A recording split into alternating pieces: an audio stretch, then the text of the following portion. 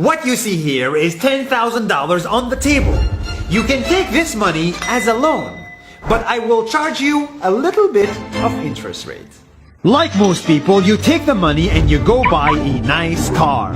But in 10 years, it's time to pay me back.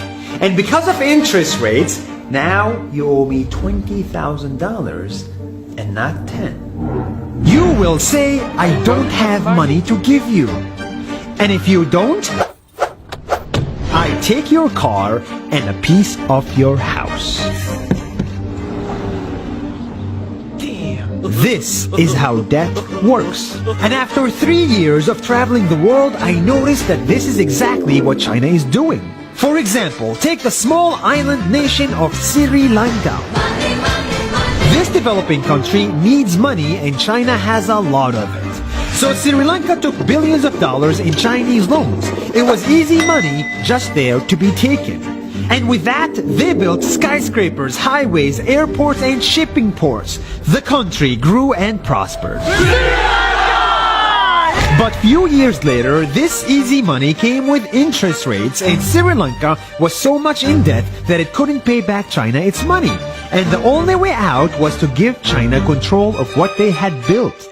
In other words, Sri Lanka lost a piece of its home to China because of debt. This is the Chinese money trap. And it's a real thing I saw all over the world. In Papua New Guinea, I saw $2 billion in loans given by the Chinese to build skyscrapers, infrastructures, and ports.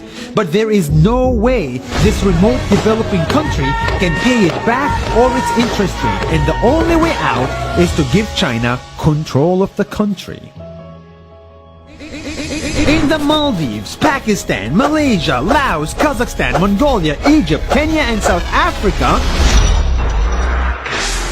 the same thing is happening, and many countries are struggling to pay back Chinese loans. If you look closely, all these infrastructure projects like highways, ports, and bridges connect to China through the sea or through the land to form something far bigger, far more powerful than just a bridge. A new Silk Road. The world is already made by China, and I think slowly it will be owned by China. Don't get me wrong, building bridges, ports, highways, and airports is a great thing for the people and the country, but they come at a very high cost. And when these countries can't pay back the loans, these countries will lose their homes. One thing my parents had taught me is that there's no such thing as a free lunch or a free ride. So if we're not careful with our money or other people's money, then we better start learning Chinese.